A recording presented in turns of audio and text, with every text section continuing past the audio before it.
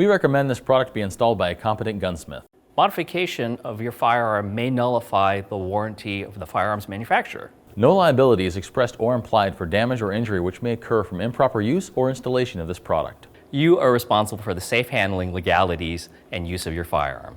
Warning: always wear safety glasses when working on firearms. Hi guys, I have a really simple install for you today. We're going to install the Apex guide rod into the FN 502 pistol. This installation is pretty straightforward. We don't need any special tools, just your hands to do the work. We're going to use the factory recoil spring in this assembly. So I'm going to pop the factory spring out of here. I'm going to set the slide aside. I'll take the guide rod up on its back end and I'll pull the spring down, leaving the cups up. I can pull the cups up and away, and that one just fell off, but the cups are two pieces, they'll fall away. As I detension the spring, I can pull that off the factory guide rod. I'll replace it with our guide rod, and then I'll show you the easiest way to get this back in the slide. When I go to put the guide rod and spring together, first I want to make sure to mention that the factory spring can go in either direction, it won't matter.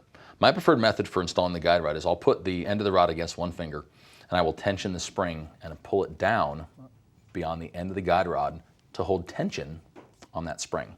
Now what I'll do, I'll put the guide rod into the slide and make sure it comes out the muzzle, push the barrel back, and then I'll drop this guy into the notch on the back of the barrel to tension it.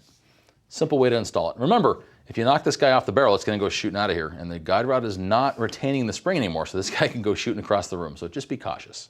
Two things I want to mention before we finalize this video.